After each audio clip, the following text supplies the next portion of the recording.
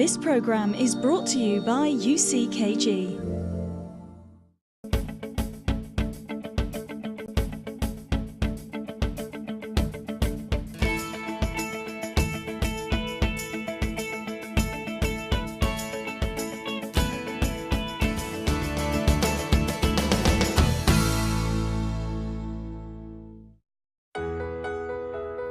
Coming up in the show tonight, we often hear that there's no love like a mother's love for her children.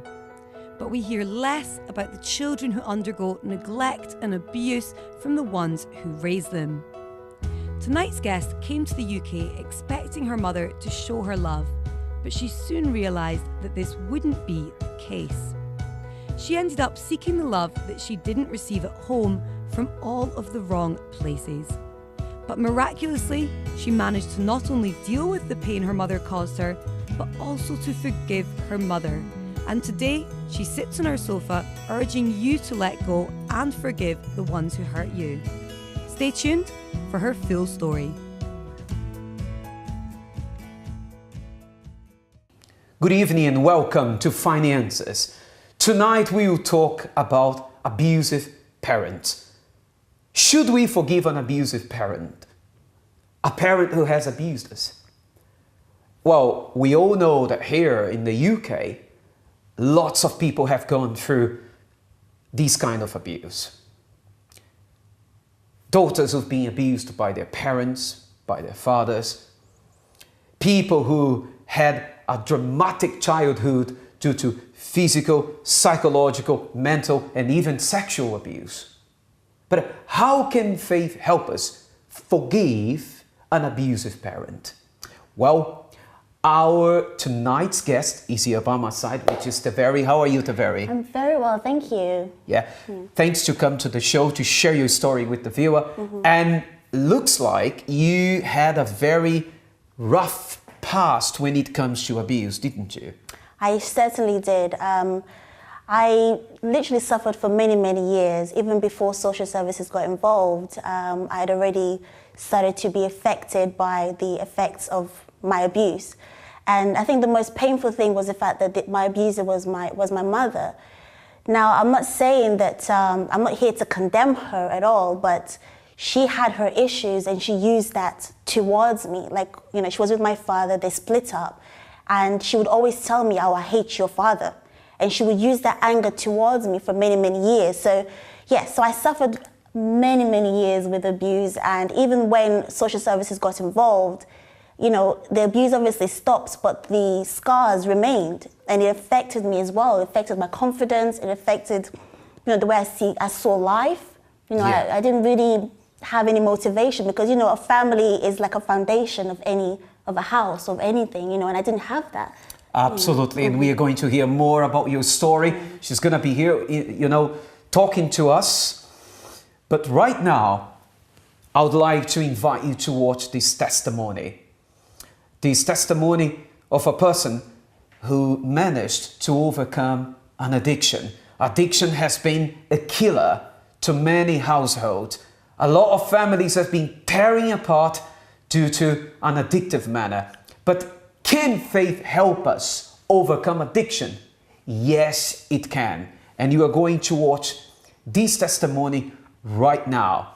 And if you wish to talk to us, if you need our help, why don't you give us a call? Our number is 020-7686-6300. You can also send an email to help@finances.tv.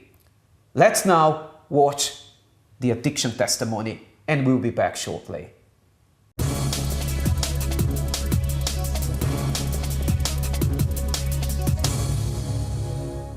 Well, my friends, here we are for finding answers for addiction.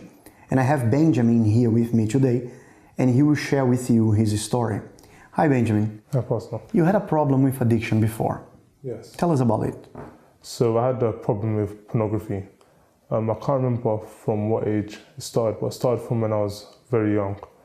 So at first it was just 1 or 2 videos, but then it started to get a bit out of hand slowly. So it started from a few videos on the phone, then it was on my parents' computers, which would give them viruses. Then it was even on my games consoles as well. When game consoles started to have internet, me and my brother used to watch it on those. Who presented that to you? How did that begin? I think it was from my brother, because I can't remember when it started. I just remember doing it. When you realized you were already there watching and Yeah. hooked, you said you had access in the house Yeah.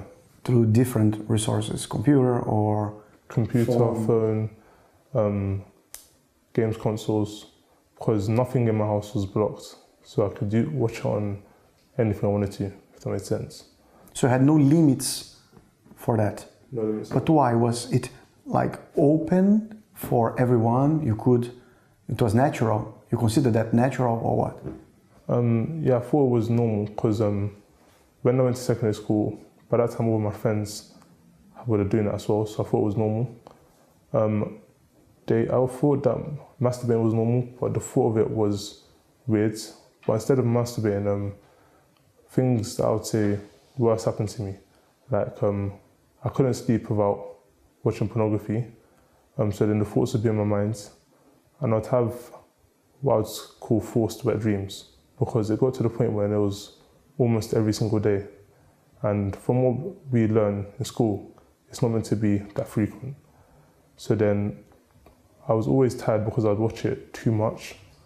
So you should take the time that you were supposed to be resting, you were busy, hooked on that. Yeah, I wouldn't watch it the whole night, but I'd watch it until like 2, 3 a.m., sometimes just 12, but it would take time out of my sleep. So then it got to the point where from year 8, I was in the middle set, but for lessons I was in top set for most things. Then when I moved into year 9, I went down a bit, but by the time I got to year 10, I was predicted to fail everything except science from what my report card has shown in my house. So then even then I didn't really realise it was a problem, but I kind of started to realise that all of this isn't normal kind of thing, because it started to distract me in lessons. I wouldn't be able to think. It would usually be worse if there was a female teacher in the room. And because all of my friends were either the same or worse, there wouldn't really be a way out. What was the consequences, direct consequences of this action, besides being just tired and losing the concentration? Could you cope with relationship with people around, with the opposite sex? Tell me about it. No, I was very socially awkward. So I was already a person that didn't like to speak from before, but then I didn't know how to speak to people at all, because they'd say one thing, I'm thinking of something else. So when you used to look to a lady, your mind was already taken for the images you had stuck in your head? Yeah.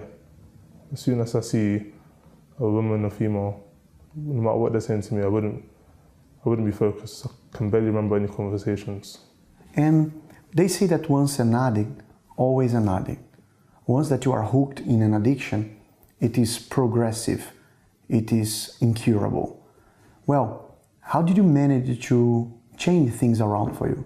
It was when I realised coming to the church that was wrong. And when I realised in my head that was wrong, like actually wrong, I started to see it in a different way. I didn't really want to watch it anymore. I was trying to force myself to stop, but when I saw it as wrong, I couldn't enjoy it. I couldn't enjoy watching it. So then... Something changed inside. Yeah.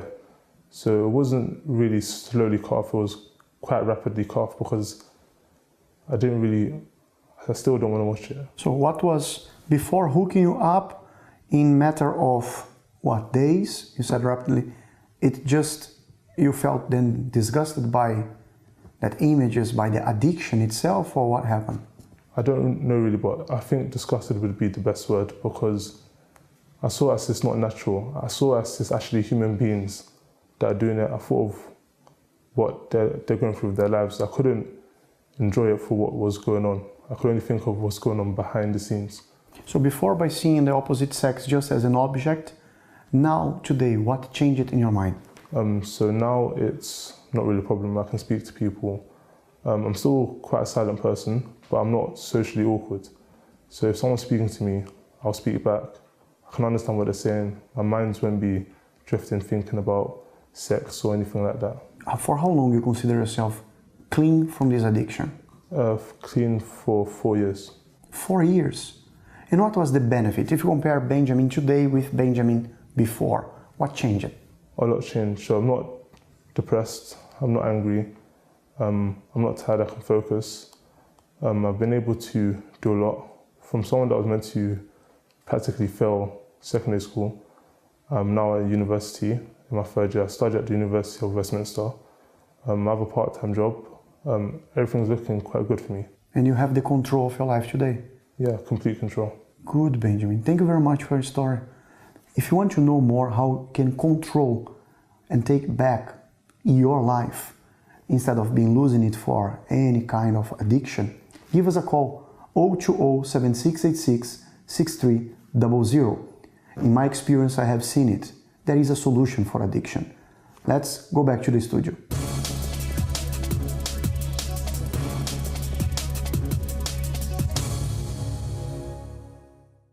Welcome back. You might be looking at me now and wondering, Pastor Douglas, what is this? Well, as you can see here, I have more than what I can take. Too many stuff. It's difficult to handle. It's even difficult to move or walk.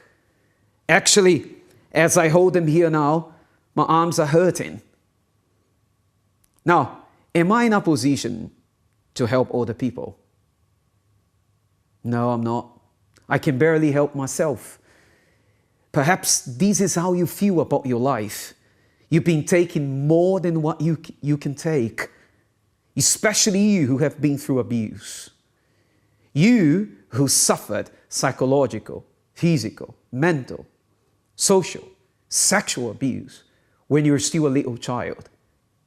And the worst of all, these abuse might have come from a very, very close family member. Someone maybe as close as your mother, as your father, as your uncle, your auntie. Well, my friends, tonight's show will definitely help you to get rid of all the load that has been, overloading you. And now I feel free. Now my hands are free. Now, not only can I help myself, but I'm in a position now to help other people. And that's what faith does. Faith puts you in a position where you can help yourself and eventually help other people. Let's watch now one more testimony. And after this testimony, I'll be talking to Tivia, who's our guest for tonight's show. Stay tuned. I wanted to be financially independent, but it seemed like even though I had an okay job, it wasn't enough to do the things, not just that I needed to do, but that I wanted to do. And so I decided to start my own business. I was looking for a job, but I couldn't find. Even applying for the simplest job, they would refuse. I didn't know what to do. I was on GSA. I was able to do that, and things were moving forward. However, it was a struggle. And as a result, I realized I was starting to get more debts or sink into debt. To the point that I had to leave the place that I was living, and I was staying at someone's place, sleeping in a sofa in the living room. Things were really tight. Even though orders would come, it wouldn't be enough to meet the monthly outgoings. And I was in a situation where I didn't know what to do. I was applying for a job seeker's allowance, and even that, I believed in such a great God, and still I was on job seeker's allowance.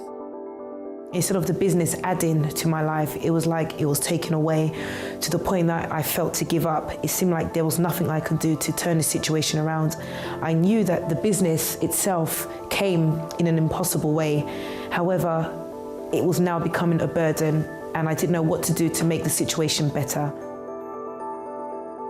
When the campaign came, I took this as an opportunity to change the situation, because I knew if I called God's attention, He would answer me. After the campaign, everything changed in such a dramatic way. I began to have so many orders that even in some cases I had to put some aside. I wrote on my request, I asked God exactly what I wanted, the salary, the job, and after the campaign, God opened the door for me. It seemed impossible for me to be financially independent and to have what I needed when I needed. Now I have exactly what I asked for, the salary, even more, the position. I made more within 3 months than I did in a whole year put together of the previous year. Now things are completely different. I managed to clear off thousands and thousands in debts.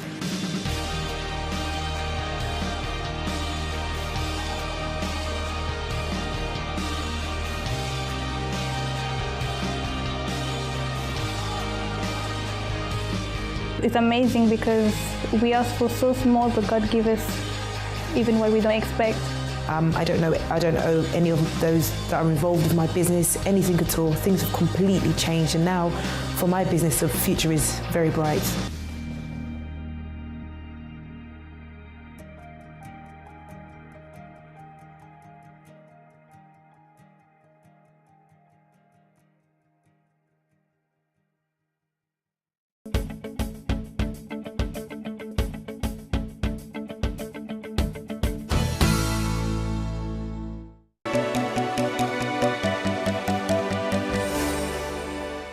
I was depressed for many years, but not anymore. And now it's my turn to help you lead a happier and healthier life.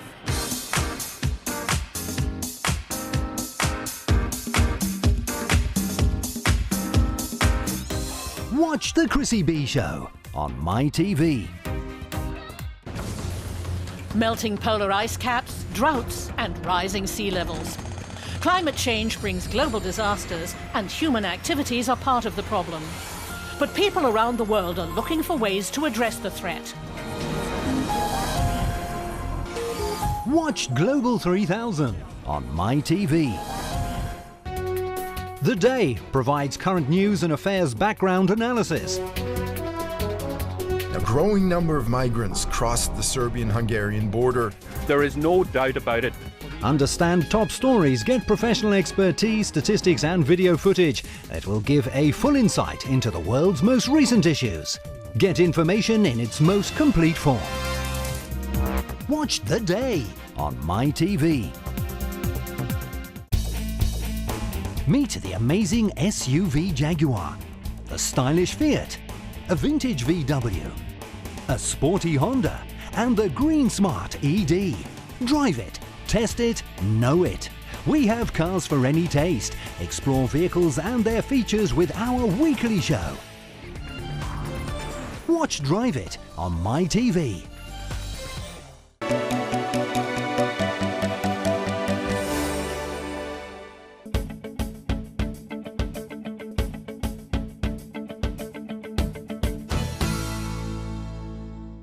Welcome back to tonight's show. Should we forgive an abusive parent? Oh, of course, I think the question is not even should we, because of course we should, but how? Because a lot of people know, they know deep inside, they know forgiveness is a good thing. Because a forgiving heart, sorry to interrupt you, sir, but a forgiving heart always wins.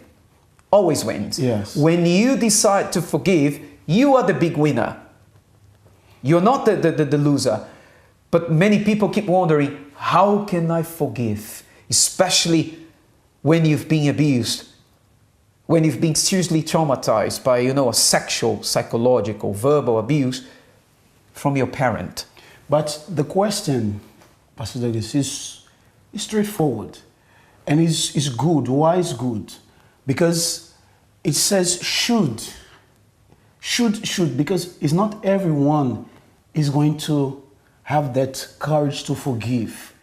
There are many people that will hold it. But as you said, at the end of the day, what the person is going to receive is peace, as you did a few minutes ago with that heavy load. So when I choose not to forgive, I'm going to be heavy. Yeah. Understand me? Yeah. So it's a decision that I have to make. I want to have those heavy load on me, or I want to forgive and be free. Forgiveness is a decision. And actually, tonight's guest, Tivea, she's going to disclose to us a very, very powerful story. She's going to be telling us, all the pleasant situations she's been through. I mean, she was very much exposed to abuse when she was still a little girl by her own mother. That was very hard to take, I believe. But how did she manage to forgive? Do you need our help? Do you want to talk to us about your problem? Are you one of those people who say, or are you one of those who say, I'm suffering, I need help? Call us. 02076866300. Or if you want to send us an email, you can also do it. help@findandanswers.tv. Let's talk now to our live guest, Tavia, who's got an amazing story of trauma, abuse, but also success to share with us. Pushing me for the rest of the week, so it's like a boost. Things were really tight. Today, the way I see myself is completely different.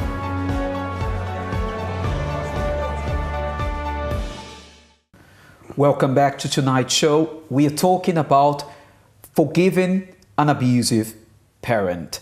And with me here tonight in our studios is our live guest, Tavia. How are you, Tavia? I'm very good, thank you. That's great. Now, it seems that you had a very, very traumatic experience with abuse. So tell us, how did your problem actually begin? Yeah. So I was born in Africa. So when I was 6 months old or so, my mother left to come to the UK. So she had left me with her side of the family. So I was pretty much being tossed around from her brother to her sister. I was living like that until my father took me from one village to another village. So I was there till I was about 9. That's when my mother sent for me here. So I came to the country when I was just turning 10. So the day I actually arrived in the UK was the first time my mother gave me a hug, and I never received a hug ever again for many, many years. You know, hug is very simple. You hug your child, you know, that was I remember it, you know, and yeah, so that's how it really started. I mean, I was really looking for, obviously I was a child, I didn't know my mother, but I really wanted to know her and things like that. I didn't even know I was going to stay here for that long because nobody really gave me the details that, you know, I'm going to be living in the UK now, but my father wanted me to come for a better life, you know, but even when I arrived, my mother locked off all contact with my biological father because she had her own family.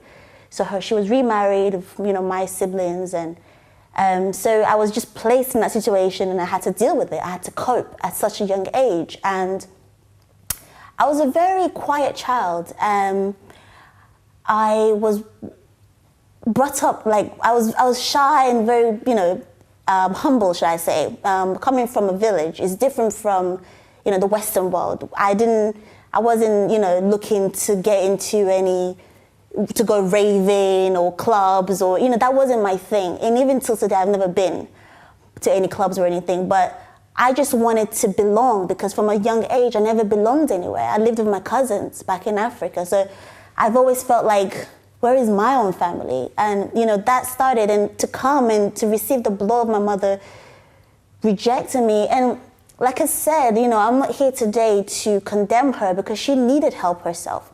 She needed help, and now I know that. Whereas before, I used to hate her with a passion. I hated her. I hated her so much that I was plotting to kill her because she had put me through so much. And when I came here, I was very young. I didn't ask to come to this country. But I didn't have any legal status. So you know, she would always threaten me as well that, you know, when I would turn 18, obviously being 18 in this country, you're legal, you're an adult. You'll have to fend for yourself. Being underage, you can still receive something. This was back in the days. This was close to over 20 years ago now. You can receive little handouts and things like that from the government. But when you're an adult, it's very difficult to do that. So she would threaten me. My abuse started pretty much straight after I came here. I was taught how to use the Hoover when I was 10, and that was my routine. My routine was to wake up at 6 a.m. in the morning whilst everybody was still sleeping, clean the whole house, and if it was anything, I'll give you an example. One time I forgot to roll the pole of the Hoover, and I had already gone to school. My mother called my school. Oh, there's an emergency at home. I needed her back home. Because I forgot that, she used the pole of the stick to beat me. It was just a rage, and I'll be sleeping, she would drag me from the bed. Oh, I hate your father. Do you understand? Just that she needed help. And because I wasn't familiar with the way things run here, like I didn't know nothing about social services, I didn't know, and being, threatened as well that, if you tell anybody, I will send you back to Africa and you suffer. And the fact that I hadn't been in contact with my father, my biological father, I believed my mother. I said, well, she would tell me, your father doesn't want you, he's remarried. And these things were so painful. It was even more painful than the beats. Hearing these words, things like you are ugly, you're good for nothing, I wish I never had you. That was like a punch. So you're saying that the verbal abuse was a lot more hurtful Very much than the physical one? Definitely, because if I got used to the physical one, there was one point that she was digging her nails into my face and actually popped my flesh at one stage. I still have a scar of that. But I looked at her dead in her eyes because I was just full of anger. I had no more tears to cry at that moment, but it was her words that were so painful that I carried for many, many years. There's so much I can say, but like I said, she needed help, and she didn't receive the help she needed, and she used that against me, and unfortunately, I suffered because of that, so. And, so how long did you go through all these abusive... I went through this for 6 years. 6 for years? 6 years. Non-stop? Non-stop for 6 years. Like I said, I received a hug from when I landed, and I didn't receive anything. And social services got involved when I started going to college, and my college tutors recognized that something was wrong with me. They would see signs, they're trained to see these things.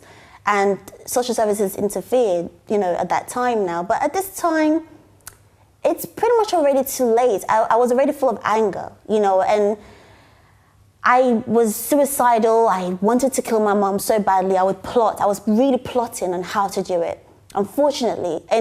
But really all I wanted was her love. That's all I wanted. I would do so many things just to get her love. To get her attention. Just to get her attention, to get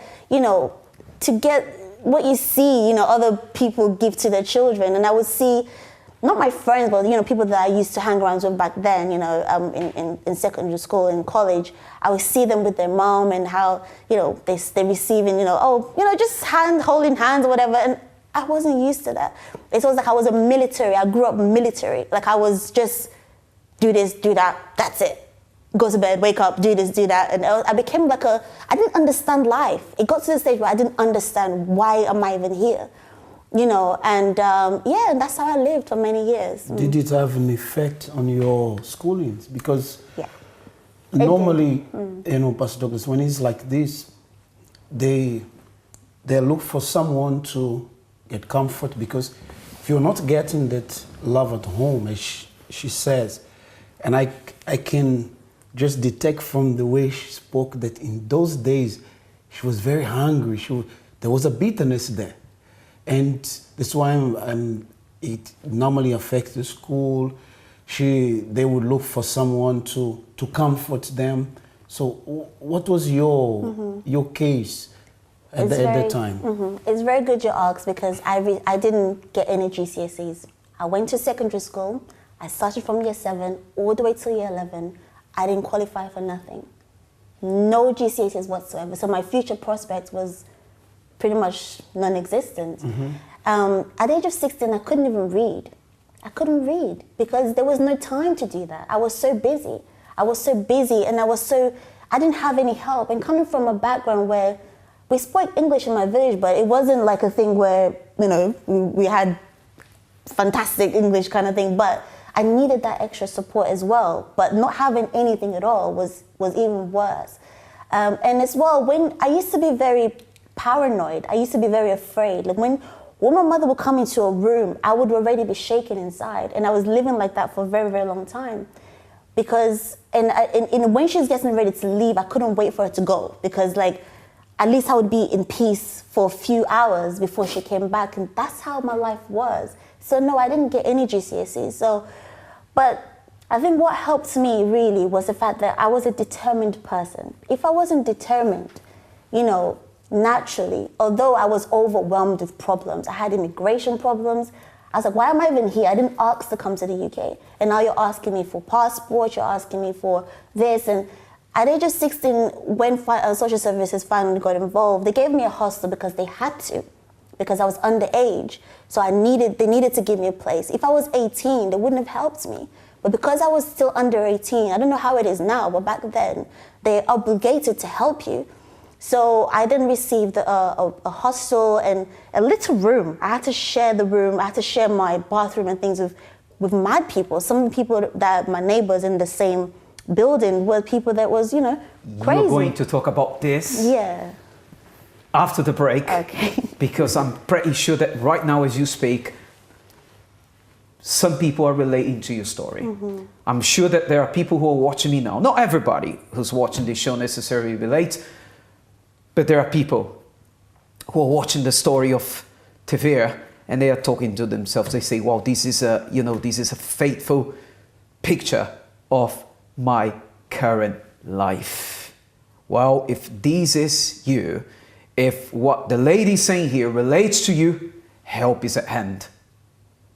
Call us 0207686630. We'll go to a break, and after the break, she will disclose to us what was the worst moment of her life and how faith helped her turn the situation around. Stay tuned.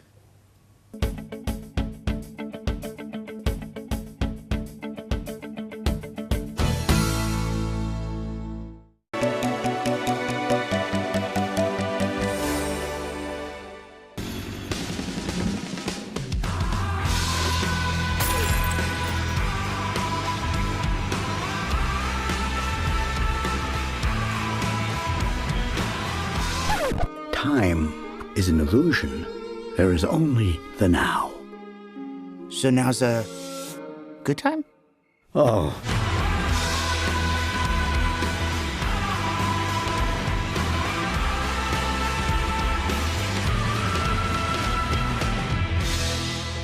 She with you? I thought she was with you. If it's in the cinema, it's in On Screen.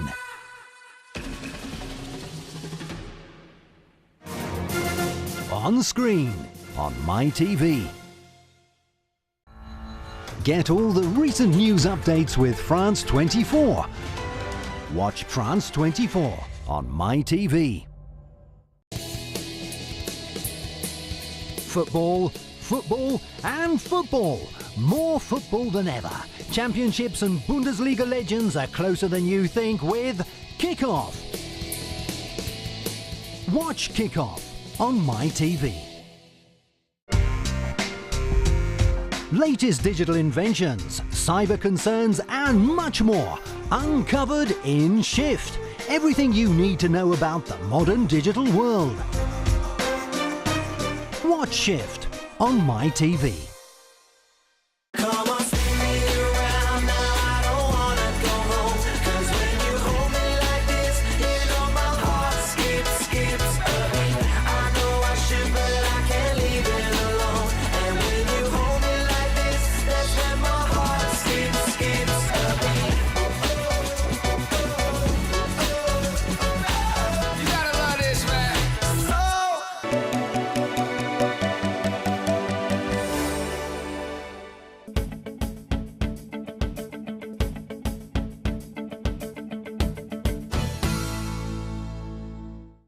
Welcome back to Finances. We are talking about forgiving an abusive parent. And our guest of tonight's show is Tevere. She's here talking to us and she has disclosed so much.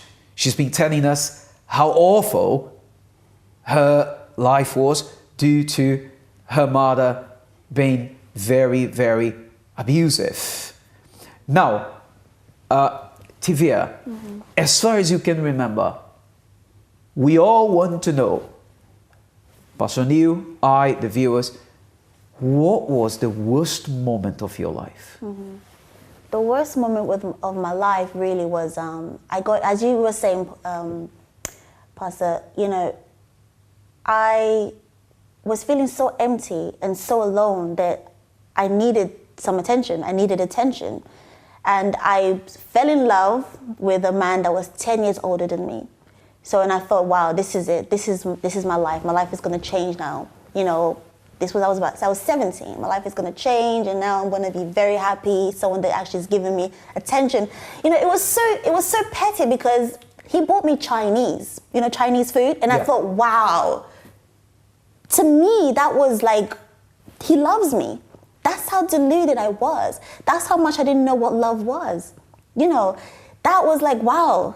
For me, that was wow kind of thing. And you know, Chinese is nothing, but for me, it was something, some sort of care, you know. And it's like someone noticed you. Noticed me, yes. And I sort of clung to him. And this was before I found a place of faith. And he was pretty much my everything. And until I fell pregnant, and he didn't want the child, and he was becoming unfaithful, and I had to that was my lowest point, having an abortion.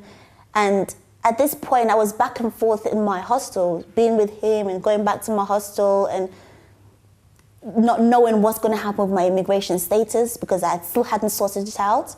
And I was going to turn 18 very soon. And pretty much when I found all this out, and that was it. Like, I really just wanted to commit suicide. You know, after I had to get rid of the child, and now it's like, wow, I thought I was special. I thought he loves me. I thought you loved me. I thought you wanted to marry me or whatever. But that wasn't, I got to realize that wasn't the case, you know. And you have been through all these without your mother's support. Yeah. Because absolutely. she wasn't there for you. She wasn't there. Okay. Yeah. So that was the worst moment. It was the worst moment, definitely. That's when you really realized that you had hit rock bottom, and you know, it was that moment where we say, no, hang on a sec, I need to do something about this. I can't just carry on like this. Absolutely. I needed help. And I think at that moment, if it wasn't the fact, like I was saying, I was quite determined, and I wasn't a type of person that got involved with a lot of bad crimes or things like that, but it was in front of me. I had an opportunity to go a very bad way. I could have been a prostitute because, you know, who's looking after me? I'm trying to fend for myself. Out there, you need to, when you don't have any family in such a young age, and I used to get a lot of male attention, but I would say no. And I think that really helped me, because if I had gone that direction, maybe I would have gone into other things as well that would have affected me. You know, that would have added to my problem. Maybe it would have been an escape in that moment, but it would have added to the situation badly. Now, how did your life change? Right, so when I got to that stage is when I remember that I wanted to attend a youth group. This time I was 17. I wanted to attend a youth group that I've heard a lot about. So I was walking past where, you know, the faith center was, and I remembered, oh, there's a youth community there as well, like a youth project or whatever. So I thought, well, let me go and see if it's still there. And I went in and I was like, wow, this is different.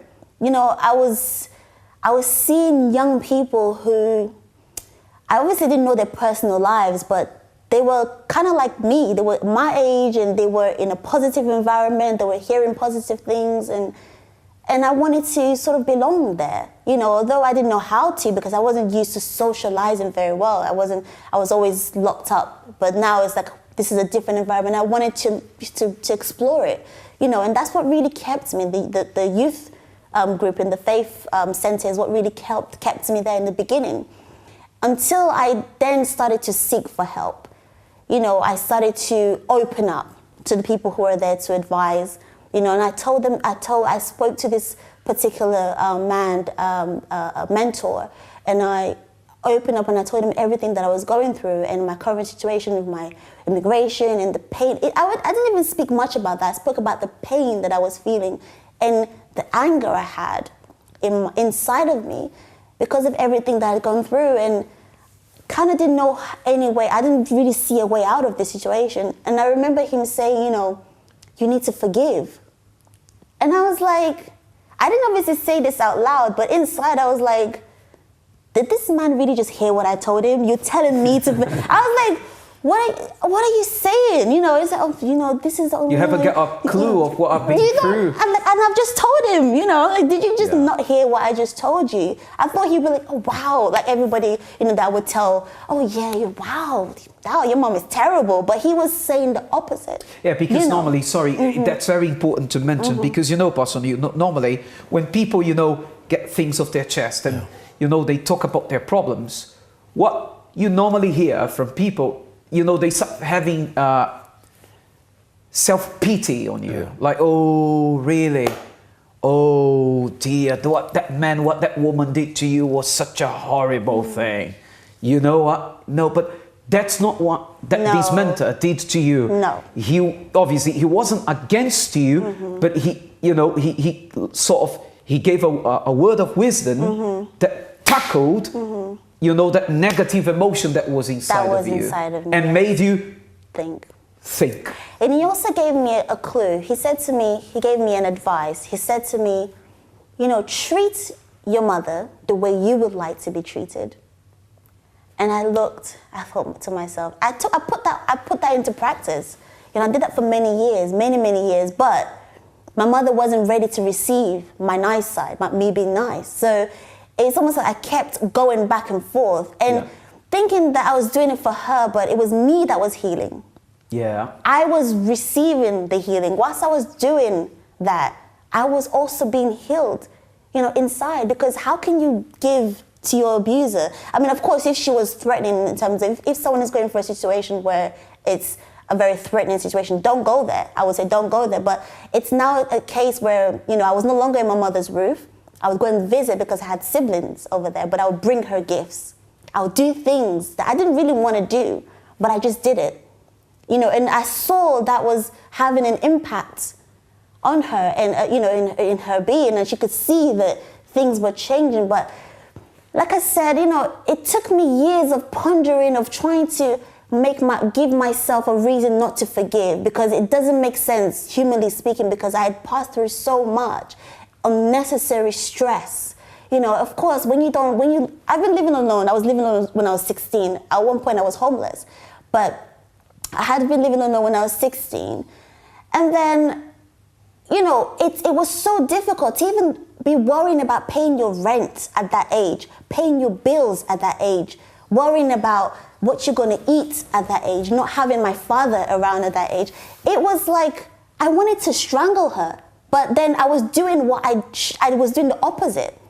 Do you understand what I'm trying to say? So I was doing the opposite, and that really helped me to heal. Did faith help you forgive? Did you manage to forgive? And how is your life today? Today, faith certainly did help me to heal, because I made a decision that I was going to forgive her. It was a decision in my mind. That was it. That was it. I said, no, I'm not going to. When I understood that I was suffering because I was reliving it, every time I thought about it, I was reliving it. It was a decision that I made, and that was it. And my mother and I had before a situation happened, a year ago, we had a very fantastic relationship. You know, I would go and visit, she would call me. We had a good relationship, and I felt like if I hadn't done all that work, if I hadn't, invested in that, it wouldn't have ended in such a positive note, and I would still be a very bitter person. In other words, cutting it short, what you mean is, you became a role model to your mother. I wouldn't put it like that, but I made her very proud. I did. And so yes, you became a role model. I don't know about that. Yeah, but because you see all the love, the care that you were in need of when you were a little kid, you gave it back to her. I gave it to her, so and I'm glad, and I wish I could have given her more, but and I'm just grateful because today my life is completely, transformed. And so you're no longer bitter? No, absolutely not. You mentioned that at the age of 16 you couldn't read. Have you got a job now? Yeah, I have a very good job. I'm doing what I love. I'm in the travel industry, so I enjoy what I do. I'm happily married as well. Oh, you're married now? I am married, yeah. Oh, so you get now attention, love? Oh, yes, definitely. A lot. You see the power of faith? Yeah. That's the power of faith. Everything has changed. Yeah. Everything. Very, very good. I believe that your story has helped those viewers who are watching now, and they, as they hear your story, they say to themselves, they're at the back of their mind, no one hears them, but God hears. They say, oh God, please, give me a chance. Just, you know, just as you gave an opportunity for this lady and she made it, and now she's now sitting on that sofa sharing her story to the country. Please give me this chance. Well, dear viewer, if this is your sincere desire, God hears your whisper. God hears your cry, even though it may be a silent one, but He hears. And the opportunity is given now. We are going to go now to a break, and after the break, Pastor Neil will pray for you, and you will be able to have this experience with God. Stay tuned.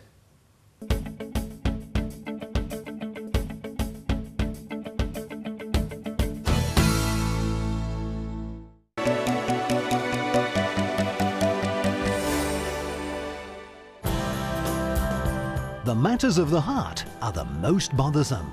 We like to explore in details what people have been through, what couples have been through, so that we can highlight some points. Learn to love intelligently. Watch Love Talk on MyTV. Meet the amazing SUV Jaguar, the stylish Fiat, a vintage VW, a sporty Honda, and the green smart ED. Drive it, test it, know it. We have cars for any taste. Explore vehicles and their features with our weekly show.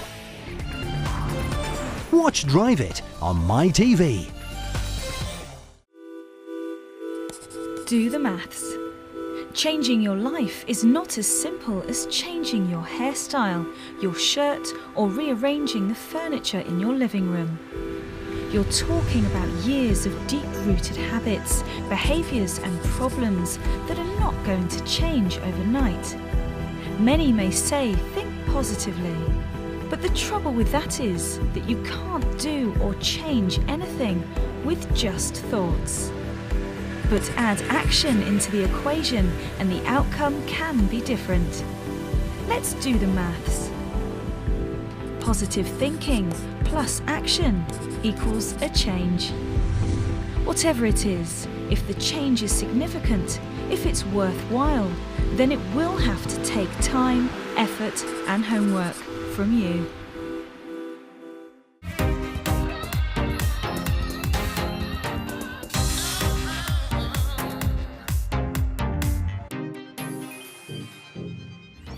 Watch The Chrissy B Show on MyTV.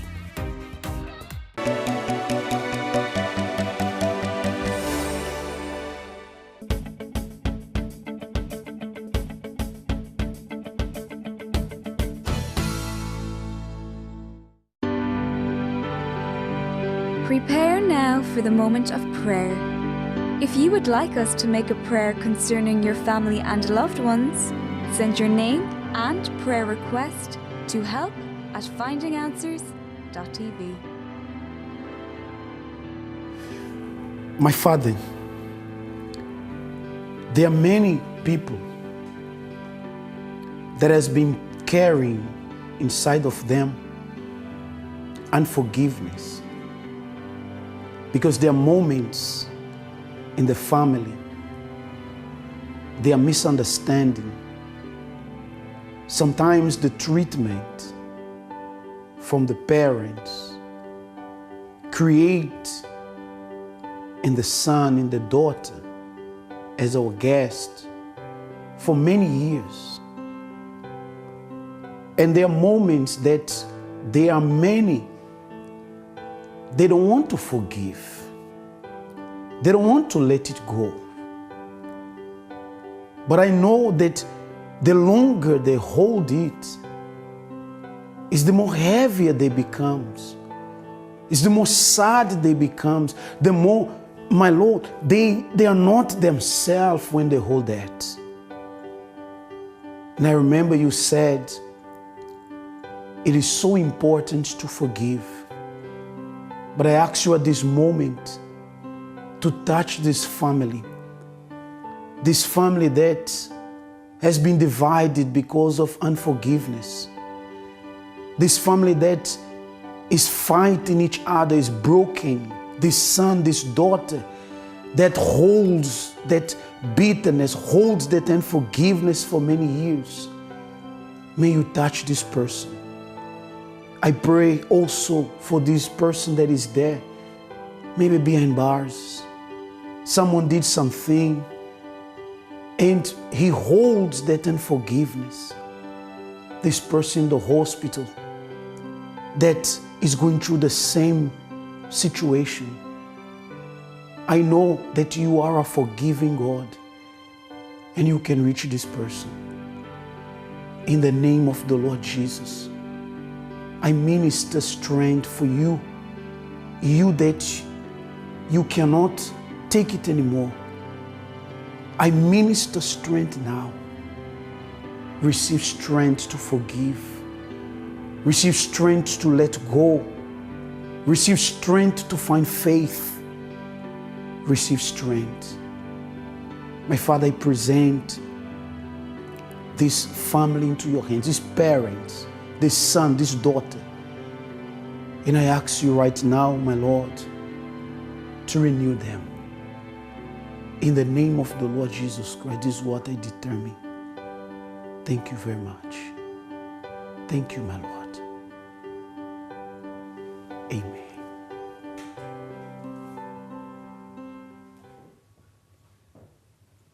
We prayed here by the cross because the cross is a symbol of victory. When the Son of God died on the cross, he didn't die to promote or create a religion. No, he died to take away this burden that has been over your shoulders for God knows how long. But of course, you have to do your part now. You need to seek help.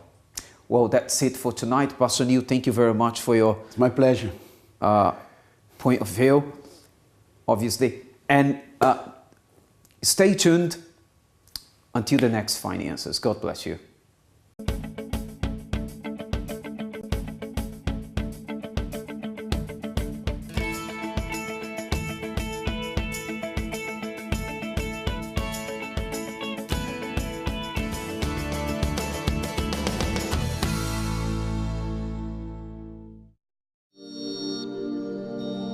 This program is brought to you by UCKG.